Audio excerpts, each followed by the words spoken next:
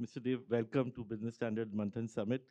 Um, if you don't mind, could I request you to make some opening remarks, perhaps, to set the context? As you know, the theme of our summit is Making India Future Ready, and uh, we could have a conversation. Would you like to have make the speech here, or you want to go there? This is fine. It's fine. Yeah. Thank you for inviting me. So about the India's future, we have three development goals. By 2047, one is the growth. In per capita terms, we want to be developed country. So for that, to achieve the per capita income, $18,000. The two major drivers are the investment and exports. So investment rate presently is 30 to 31%. So we need to increase it to 34, 35% to reach the 7 to 8% growth we need per annum. And then nominal terms, about 11 to 12% needed. And exports also, because no country has grown 7 to 8% without export growth. So those are the major two drivers. And our export, the share in world trade is the merchandise is about 2%. But services we have increased from 3% to 4.3%. So these are very important. And the other sources of growth are, they presently talked about the technology, innovation, productivity, particular total factor productivity, and human capital. And also, of course, the demographic dividend we have, because our median age is, of the India is 28 compared to 50 in Japan, 40 in US. So we have advantage. And then the urbanization also is one of the growth it can give. In fact, after some time, 70% GDP is from urban areas. And then we have, female participation rates, which are also about 35% or so. The world average is 50%. So we have to reach their thing. And lastly, on technology, the digital and AI also can increase. Some people estimate almost 1% growth or something it can add. So these are the sources of growth thing. The second goal is the inclusion. Some people say, to reduce inequalities, tax the rich and thing. But according to me, inclusive means providing quality employment. So that we should provide to population. So one of the, there are two structural issues in Indian economy since independence. One is the labor-intensive manufacturing we have not done. So unlike East Asia and other countries. The second structural problem is the health and education, where, since independence, this problem of compared to East Asia and Southeast Asian countries. And also their dichotomy is there. We have top level IITs, IIMs and all, but at bottom, learning abilities are not there. We are churning out, graduates without employability and all. So these two structural problems we have to solve, which the government is addressing. Third is, of course, the net zero emission by 2070. So these are the goals, by 2047. So the reforms agenda, we are late, the Big Bang reforms were in 1991. But even that, we are late by 15 years compared to Southeast Asia, East Asia, which some started even 60s. some late 70s, like China and all. So some people ask me, no, sir, your per capita, you say we are going to be fourth largest or third largest, but our per capita income is lower. But I say that we lost almost 4 decades with 3.5% growth because at the time of independence, everybody was socialist. The people wanted import substitution policies. So so the 3.5% growth means our per capita was 1% growth because population growth was 2.5 at that time. So we lost 2 times. We missed actually. Since independence, we followed the Mahalanobis model with large scale industry.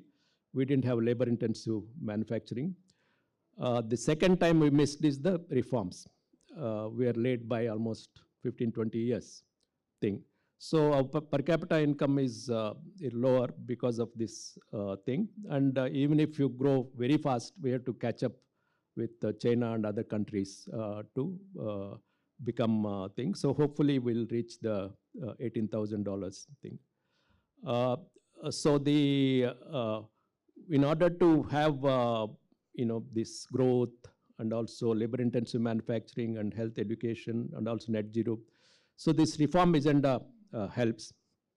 I'll take 2-3 minutes on this reform agenda. Because basically since 2014 and also last 1 year or 2 years much faster, the earlier incremental adjustment, but these reforms made the structural transformation for to lay a foundation for the developed economy by 2047. And then the central element of this is the fiscal reform, because that is the shifting from revenue expenditure to capital expenditure of the budget. It was 12% of total expenditure earlier, 4-5 years back, and now it is 23% of our total expenditure. So this is a major shift, the capital expenditure, which can have infrastructure push and also and also promote private investment, because it's it will create infrastructure and all that will and then productivity increase. And similarly, apart from the capital expenditure, we also maintain the fiscal discipline, because the fiscal deficit has come down to 4.3 now next in the budget. And then GDP, debt to GDP ratio also, which was earlier high, now it is 56 to 55, it may come. So what we did is capital expenditure and then the fiscal discipline, which will take us to this more higher growth and also lead to more private investment. And also other reforms like we had tax reforms, direct tax reforms, GST, and then labor codes, and then financial sector reforms also. RBI has done several reforms to strengthen the banking sector. And then we have other programs like manufacturing, PLI, Make in India, and recent FTAs also helped access to markets and all. So all these reforms. And lastly, also we need state level reforms. India, large country, the implementation is done at the state level. So we have to make sure that some of the reforms are implemented at the state level. So there is a synergy for all these reforms together. If you take, capital expenditure will lead to infrastructure, taxes and GST lead to consumption and market efficiency, because taxes also compliance and others made simpler. And then the financial reforms, the credit flow will be increasing. So there is a synergy among all this reform agenda.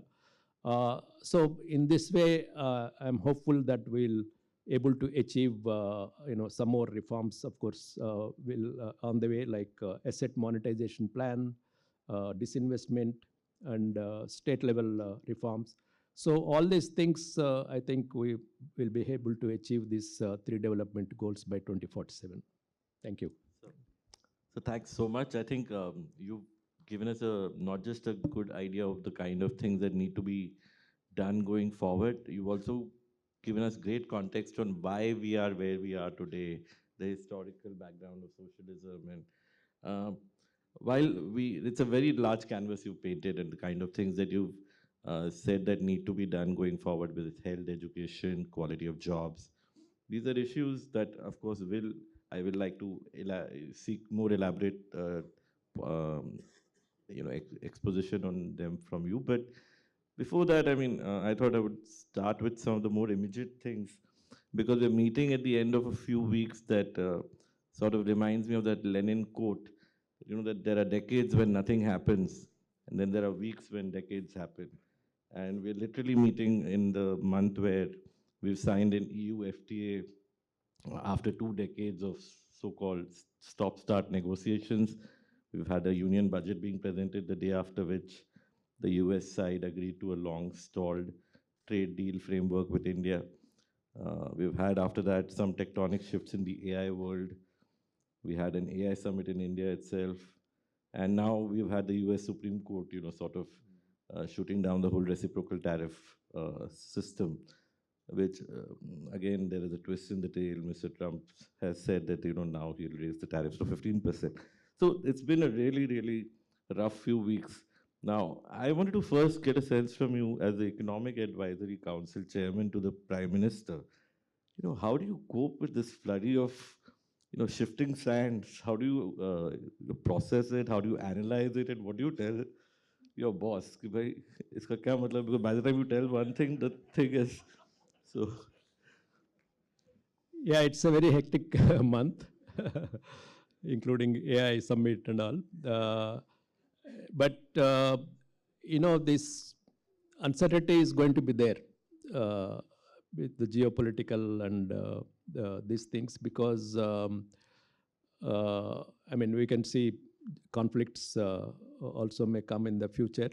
But on the other hand, the things mentioned, FTAs and AI and all, they are all important things. And we have done lots of FTAs. Of course, US thing is also, because some people said there was uncertainty because of US deal thing, but now we have done it. But there is this Supreme Court thing, also again some uncertainty. But others like EU and India deal, UK, several other countries, I think there are a lot of opportunities for our industries and MSMEs to export to these countries. And AI also, as I said, it will go to the growth.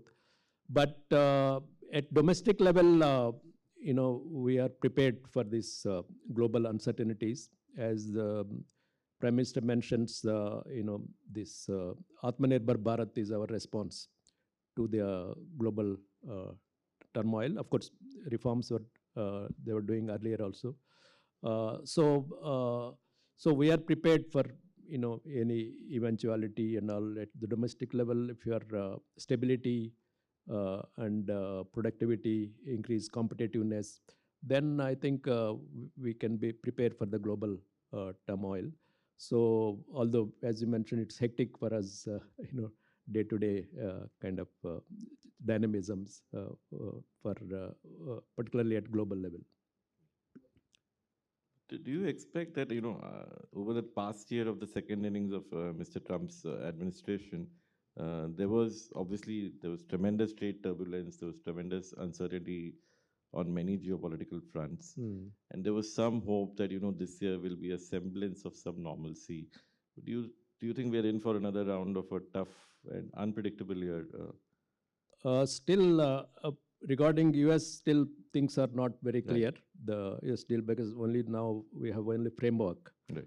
There will be some uncertainty till that time. But others, I think we can go on, because when we had rule-based WTO and all, there was a lot of certainty.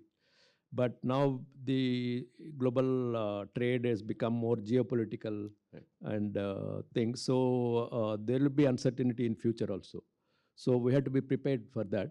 And then whatever we have FTAs and all, we should make use of maximum because India is diversifying many many countries to exports and all.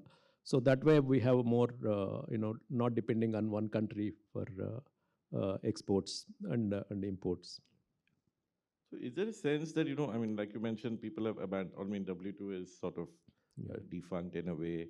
A lot of the things that the world has worked with over the past few decades, what has driven the globalization journey so far, the general understanding of the, compact of what is good for economic growth and what is good economic policy.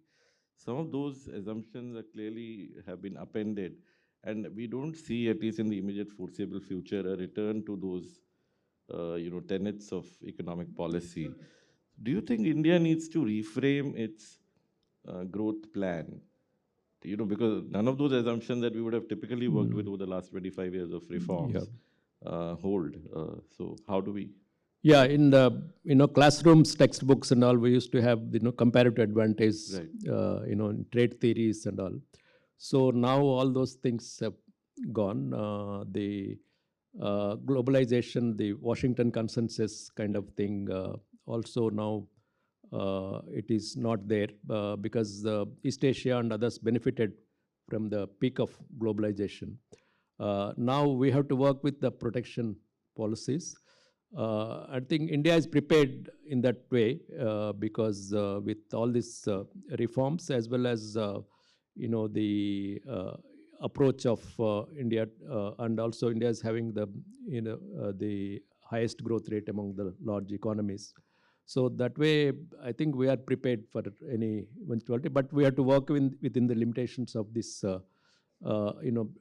turmoil in global level, like even technology.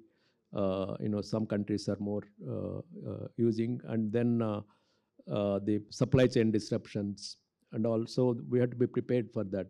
And that's why this Atmanirbhar Bharat, in some cases, like semiconductors and rare earths and all, we should prepare for our own kind of we should have in India, so that we can even if there is global supply chain problems, we can produce in our own country. I know, I mean, we've had Because now it has become every country wants to produce some things in their own country. In fact, industrial policies, earlier it was not there. There is a paper by Danny Roderick and others.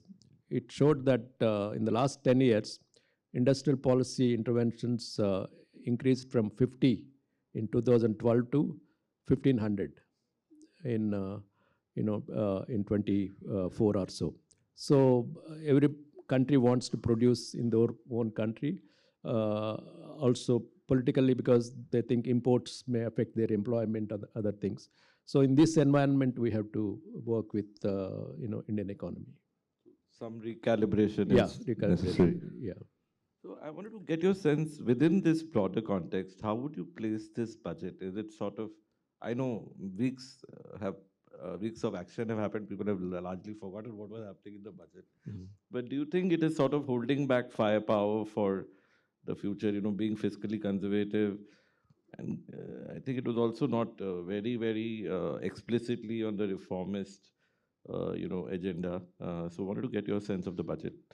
Reforms are done even outside the budget Right. also. So in fact, most of the reforms were done in the budget. But this budget, as a part of the second quarter of the century, it's the first budget.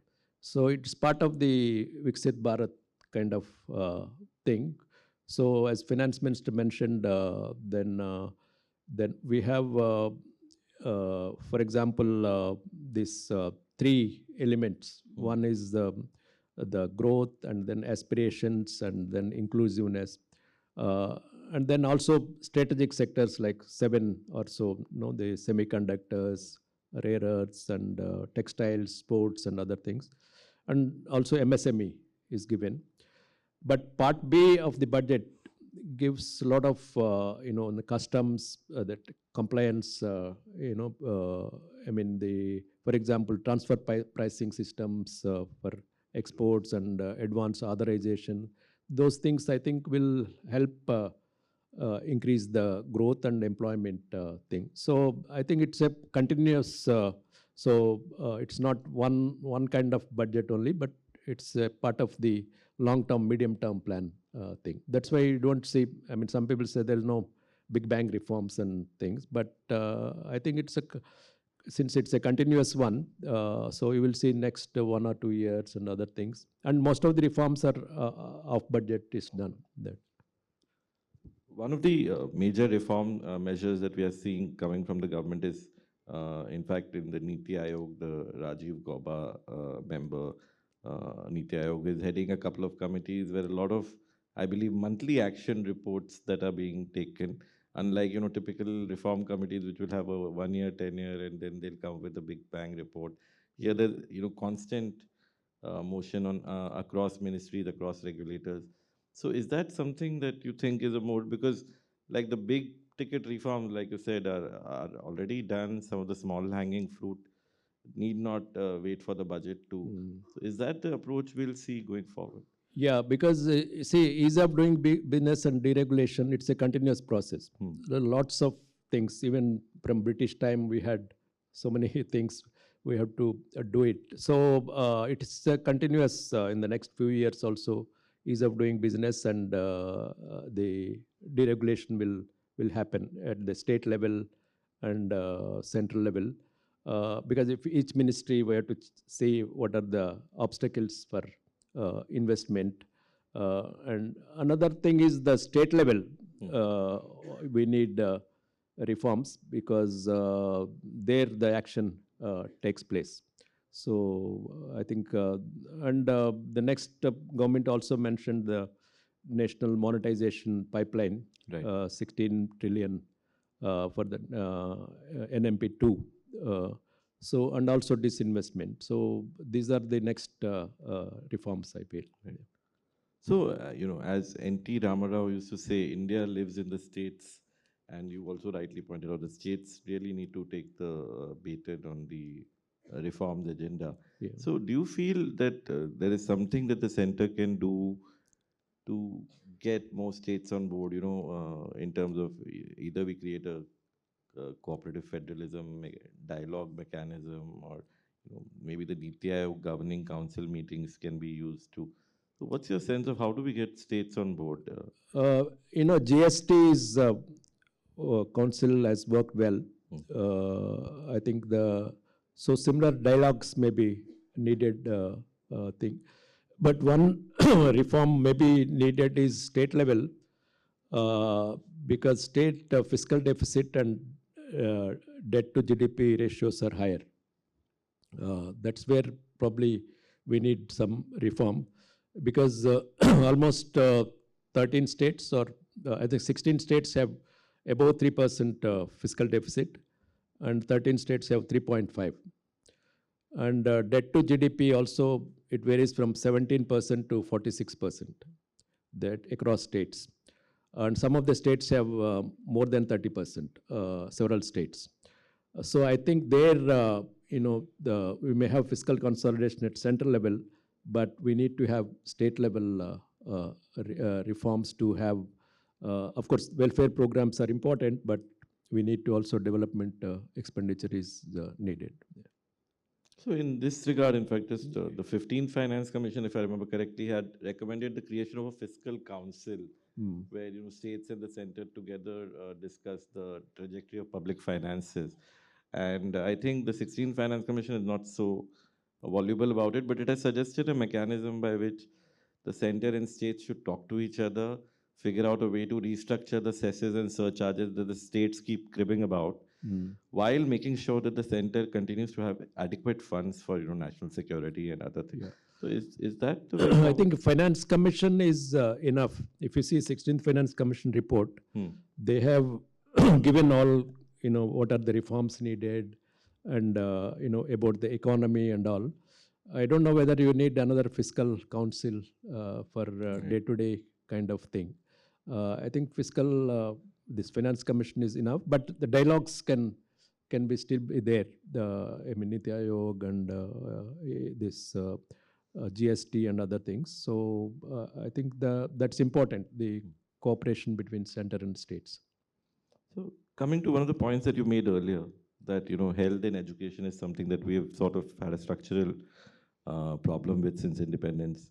If you look at least modern history, all countries since the Industrial Revolution that have done persistently well are those who invested in making sure that children were healthy and educated, and the women got equal opportunities also of education.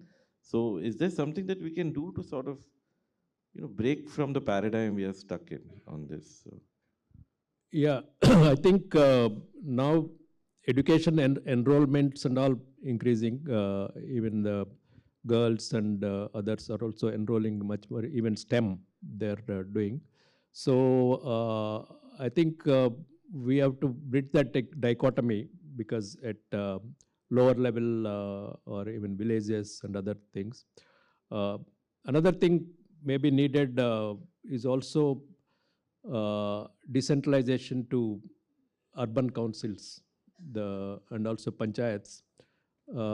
Because one study, I think Karthik Muralidharan, somebody did, at the discretion of this lower council and panchayats, in China it is 50% they have the funds, and US and other countries 30-35, but in India 3%. So we need to more decentralize, because states think decentralization stops with them. They don't want to delegate to urban councils and things. So I think some of these health and education also, if they have more powers, I think the implementation can be much better. And also we need more, because state level, land, labor, education, health, and even urban things and all, more are with them. So they have to invest more there. And that's where, for investors, that's where the ground reality is, whatever the central policy is. That's true. So, I mean, your sense of why we haven't sort of made it in manufacturing, we do have the new labor codes, but there is still a sense in industry that it still doesn't sort of help you build the kind of large factories with thousands of workers that China or East Asia would have done well. Yeah. So how do we break the stagnation in manufacturing? I think labor intensive manufacturing is one thing we have to do. See, the manufacturing is not stagnant. The share is not increased, because some people ask me it is stagnant. If you see the value added in manufacturing, it has increased 75% in real terms in the last 10 years. The share has not increased because services are growing faster. So yes, same with employment. Employment is not stagnant in manufacturing. The share is stagnant. So it has to grow faster than services. Because agriculture is also growing 4%, 4.5%. So that's why the share is the thing. But the government was focusing on the corporate manufacturing one side, but it's becoming a more capital intensive and skill intensive. And then for employment, MSMEs should be the focus. Another thing is, in spite of the capital expenditure of the government, private capital, why it's not increasing is one. Because some of the industrialists meet me, I ask them why you are not investing in industry and other.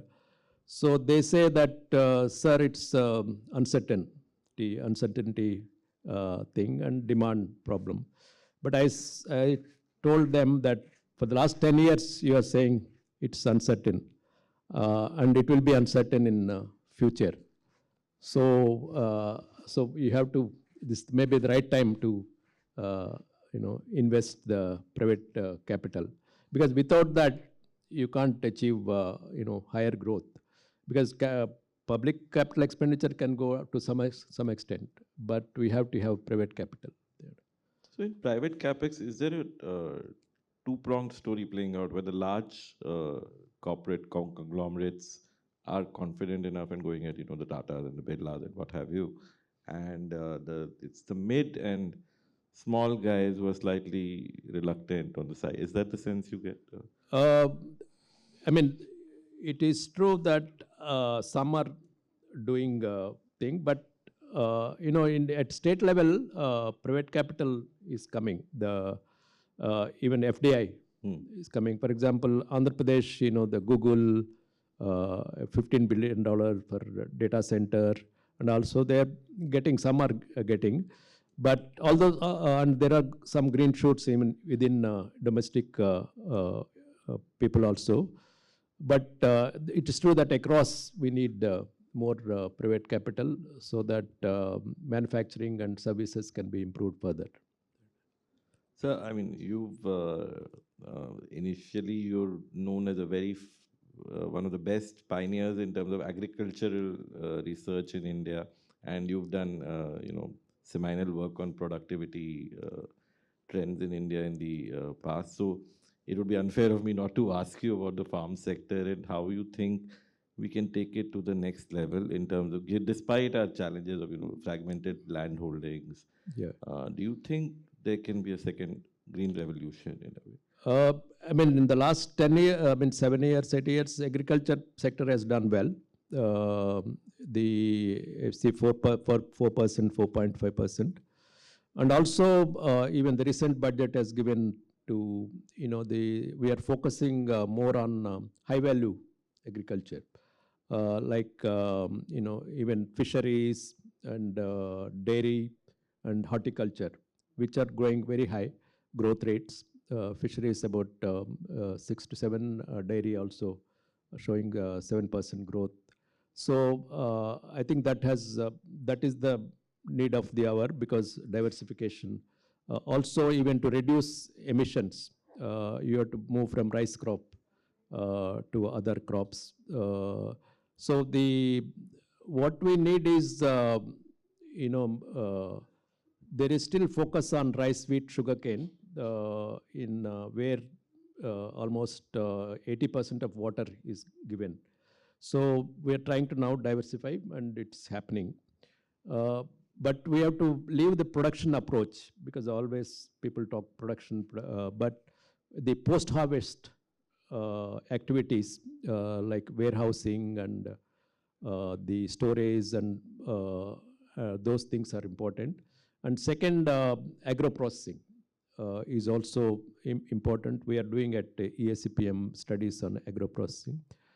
And lastly, small and marginal farmers, how do you integrate them with FPOs and cooperatives and all to help them, because they need input marketing and output marketing help, and technology, credit, these things. So these are the things needed for agriculture. But the agriculture subsidies and versus investments, that's a debate for the last several years. It's happening. I think some reforms may be needed. Yeah. I think when you talk to the older farmers, they talk about the lack of the kind of support that extensions used to offer in the 70s, 80s, what to plant. Yeah. Can we sort of look at using now the advance in technology to, I think some of the efforts, of course, we had Mr. Chauhan here earlier, he mentioned, but is there something that we need to do to make the farmer well-informed, better decisions? I think digital technology now they're using, and I was told even AI they're using now. We hear also even self-help groups and all using like drone didis, kind of people are using so they are helping farmers for on extension services and all. We need more, I think, through improvement in digital technology and other things, and farmers need help on these services.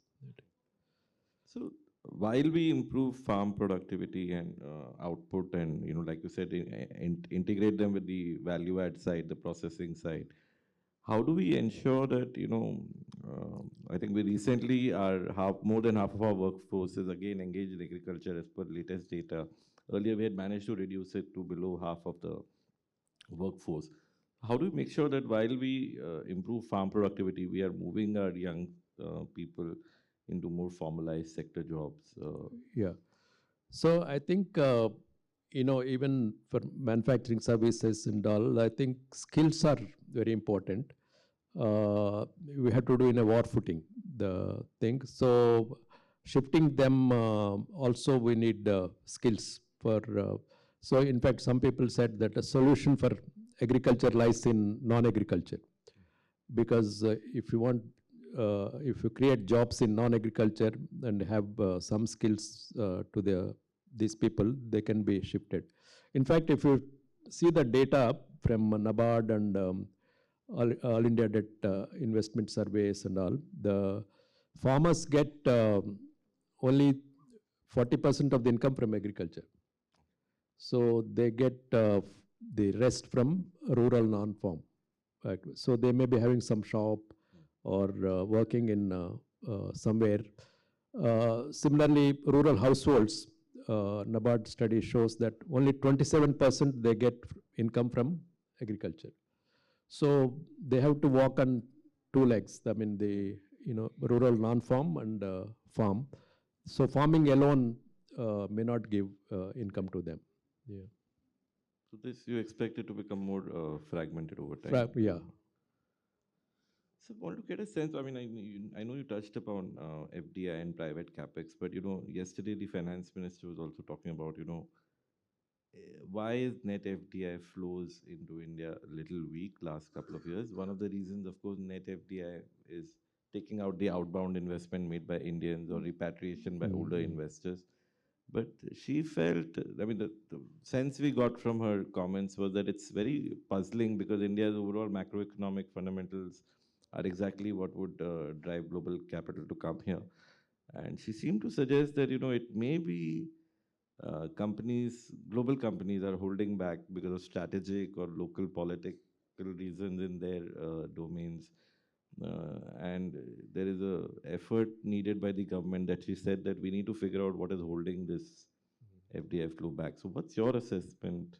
I think the gross FDI, if we see, of course, they're flowing, that basically net FDI, because FIIs and others also taking away after booking the profits and all. So there could be few reasons. One is as the finance minister mentioned, the strategic reasons. It is not, although India is macroeconomic stability, the growth rate is high. So why they are not coming to India? So one reason, of course, is that the people are investing in AI in Western countries and also South Korea and all. So maybe they're taking away this to there to invest where returns may be higher. Not only in the stock market, but in other places also they're investing. And even the yield difference between India yield rates, 10-year bonds yield rates are, for example, US bond rate is now 4%. India is about 6.5. It used to be, 2% or 1% or so. So that also probably is the one reason. Even Germany's 10-year bond is about 3%, which used to be very low. Right. So those things also probably a thing. But some people told me, this some uncertainty because of trade deal and all. But I think now with this trade deal, the uncertainty may be over. Hopefully, we should get some FDI and FII back. Especially because we've done some of the other pipeline yeah. Reforms many other reforms, and even state governments also competing to get foreign FDI and Indian investment. So of course, we're talking about, we're meeting a week after the AI summit, so I wanted to not miss out on the fact that while it presents many opportunities to India, given our demographic dividend window is about 10, 12 years, which we have to cash in on before we start becoming an aging nation.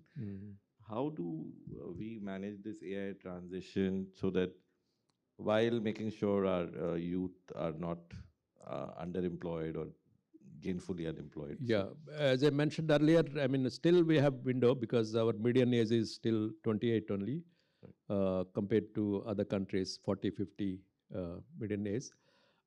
So I think, as I mentioned, on war footing, we need to have skills thing, because that is the only thing to have quality employment, and also take care of the technology thing. So, uh, and some of the states in India is much more advantage, because the southern states, the old age population is increasing. For example, in Kerala, old age population will be 30 or more by 35, 2035, whereas Bihar, it's still maybe 11% or old age thing.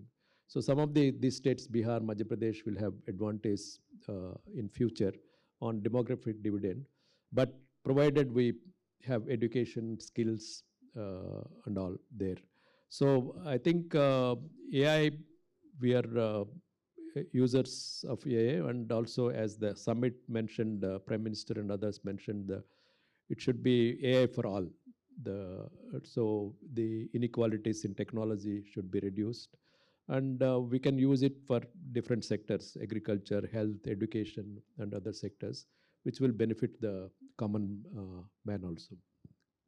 I think to that extent, I believe this year, this April, the new academic year, class 3 students in India will now be having AI education according to the CBSE board's new curriculum. They've decided to introduce AI as early as class 3. So, by the time these class 3 kids become 12th pass or whatever, they would have the foundational AI inbuilt in there while all of us adapt, Yeah. so maybe that is a story to watch in the long term. But I wanted to also understand from you the other aspect of, uh, is there a sense that,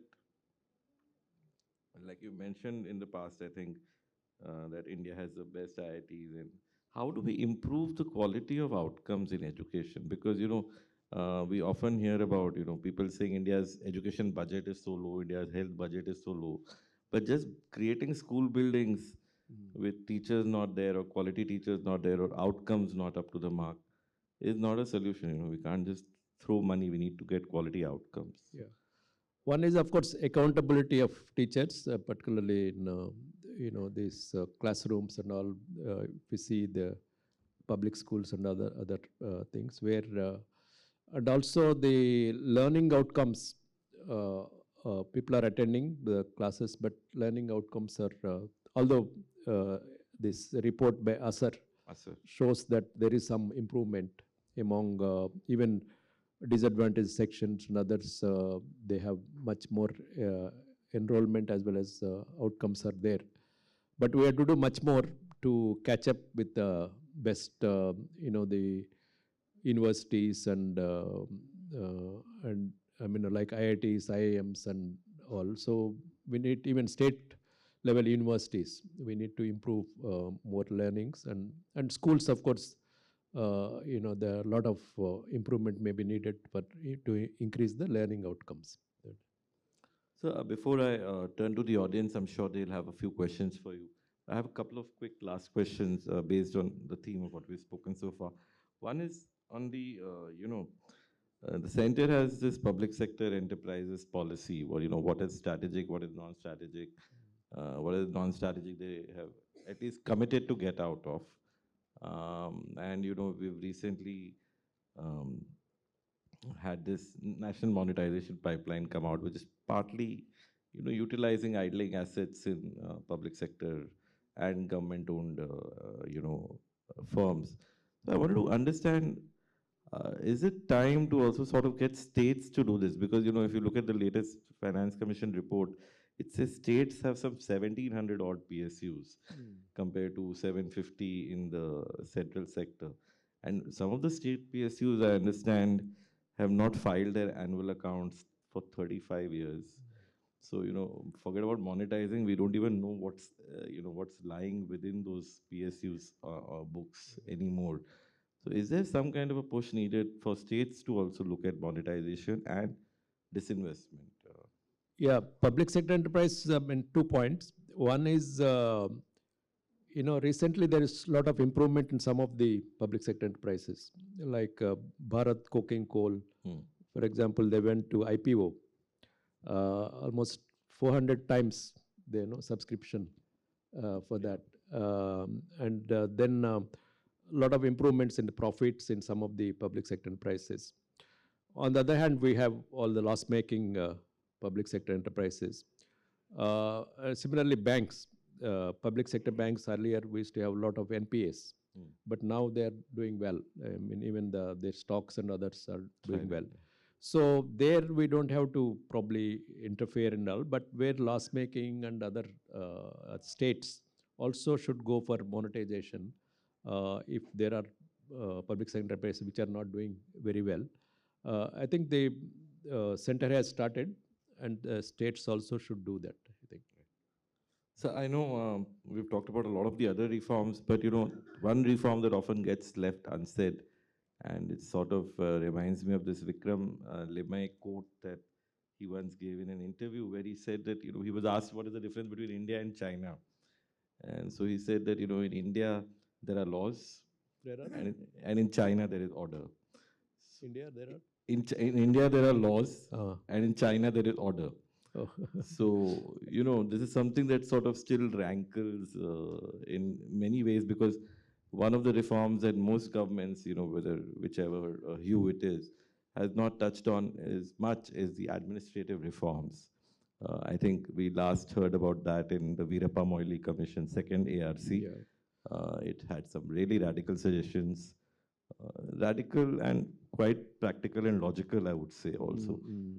But I think it's something that, whether it's law and order at the ground level, traffic management, I think some of these basic things in the administrative side. What's your take? On the implementation, I think, this government is much faster. Even the, Prime Minister himself takes some of the meetings with chief secretaries of states and along with cabinet secretary. So I think the monitoring of this Pragati, some of the big things, the monitoring. So that kind of should be done at the state level also to improve the situation. So without orders, I think like China, we can still do it. And if there is more improvement in the governance, particularly state level and all, so I think it can be done then. Could some of these reforms be linked to, I know the government allows states slightly extra borrowing limits if they do certain reforms. Last few years, they've been doing that for power sector reforms, or some stamp duty reforms and so on. Could some of these reforms, be, again, states can be incentivized in some way to, at least make a start? Yeah, I think some dialogue is happening. So incentivize the states to do more reforms, and even Niti Aayog also discusses, and each state has now a kind of Niti Aayog kind of thing. So there the dialogue is happening between center and states, and hopefully the outcomes will be faster. So I would like to now throw open the floor for a few questions, if that's fine with you, sir. Yeah. So may we have the mic, please, for the gentleman in the third row first. Sorry, then after that we can come to you. Yeah.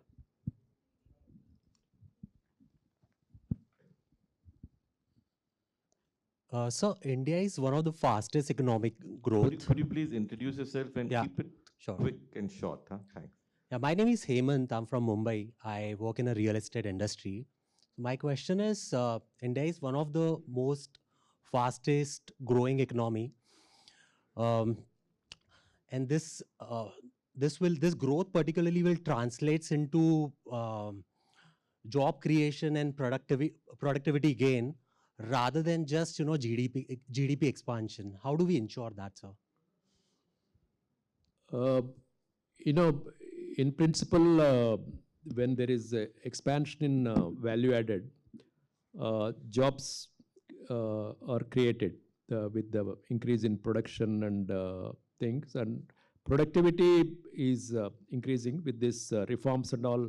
Competitiveness and productivity increases, but jobs, as I mentioned, the manufacturing and service are becoming capital intensive and skill intensive.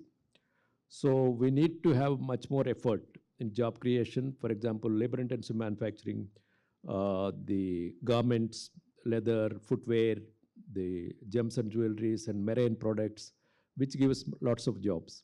So this FTAs and all may give some access to Indian enterprises, which can improve the jobs.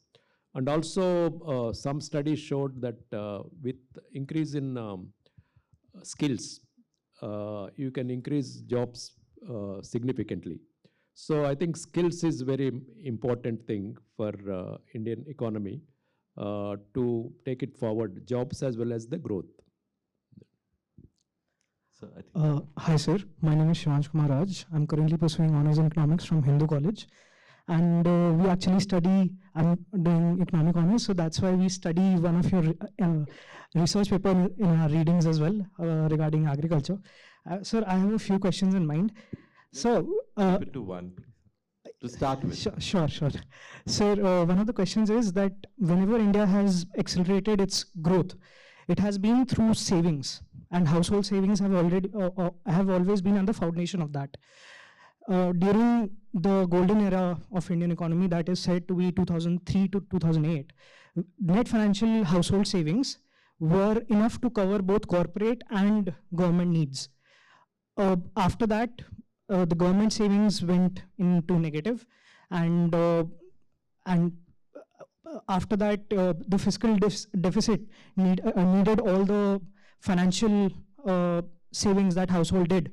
So what is the government doing to increase the net financial household savings? And on the government front as well, is the government trying to save more so that it can invest more and there can be more funds for the corporates to drive investments and profitability? That's one question. This is already quite convoluted, so let him first. Or you can meet me later. Sure, sir. Thank you. Yeah. On your question, for investment, what are the sources? One is domestic savings. The other is foreign investment. So foreign investment, there are some, now with protection and all, it may be, we may get, but it may be limited compared to earlier years. So we need to increase domestic savings, and particularly household savings, the financial savings. So from the government side, to have the savings, but people are having invested in different savings. I mean, the stock market, mutual funds, and other places. Of course, deposits is another area. Some people say we should have less interest on on the interest of deposits to encourage savings and all. But that is ongoing debate.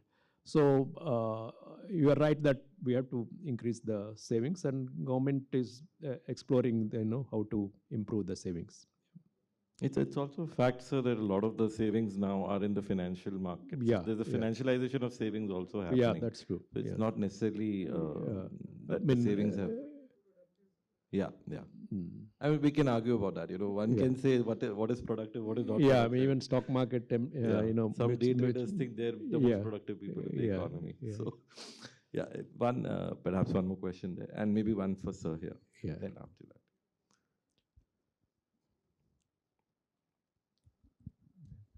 Sir, मैं Rajesh Deshpande financial skill development में काम करता हूं। जैसे कि government काफ़ी अच्छा काम कर रही है, कैपिटल एक्सपेंडिचर्स अच्छा कर रहा है, जैसे आपने बताया अभी we are waiting for corporate expenditures, लेकिन ये सब के बावजूद जो थर्ड लार्जेस्ट इकोनॉमी बनने का सपना है या विकसित भारत देखने का सपना है, तो जो कोई एवरेज इकोनॉमिस्ट कोई उनके जब पढ़ते हैं हम लोग, तो उनका कहना है कि जब तक डबल डिजिट ग्रोथ कंटिन्यूअसली नहीं आ सकती तब इट्स अ हाईली इम्पॉसिबल. तो इसके बारे में आपकी राय क्या है? No, we are becoming the third largest economy. It is going to be a fact. And to achieve the 2047 goal, as I mentioned, you don't need 10% real growth. You need 11 to 12% of nominal growth and 7 to 8% of real growth. So, which is possible because right now in the post-COVID period, we have average growth of 7.5 to 7.6.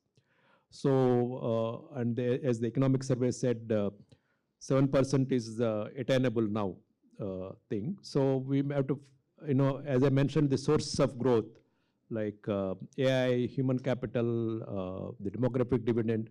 So, it will increase further the growth. So, I am hopeful of achieving a developed economy by 2047 with these efforts of the government. Sir, just a couple of quick questions. Huh? Yeah, Sir. yeah. Namaskar. Privileged to be here. Yeah, thank you. I'm curious about two things. One pertaining to dairy. Although the contribution of dairy to the entire kitty is about 35-40%, but the allocation towards the improvement in productivity of dairy is not at all related to the kind of budget allocation is there. And number two, how receptive PM is to the advisory council's advices from time to time. If yes, if you could just state one or two which were suggested by the advisory council and it was accepted by PM with open arms. Right. I mean, yeah, thanks. I think On the dairy, I think in fact, a lot of push is given to dairy. Allocation may be lower, as you mentioned, but I think states are also doing a lot of work on dairy, and because even if we want to reduce emissions, livestock contributes a lot of emissions. So we need to have more, measures to reduce emissions and improve the productivity and all. On the second question, that is between PM and us, so I don't want to maybe one question. comment. Last word for the lady.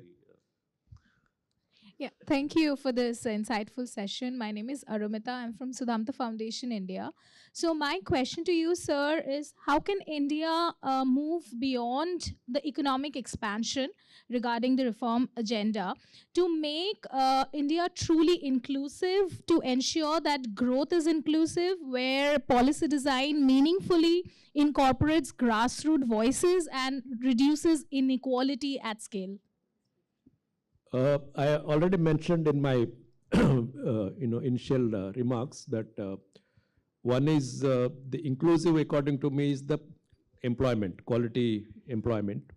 So although some people say to reduce inequalities, tax the rich and other things, but I think employment and give health and education for all. So that can give, I think, more inclusive rather than saying that you distribute your wealth or those kind of things. So that I think government is trying to do both labor-intensive manufacturing and health and education. And also where regional disparities are high among the disadvantaged sections and women. So all these measures are important. If you see the budget, they mentioned some of these things. So hopefully that inequalities over time, because any society will have some inequalities.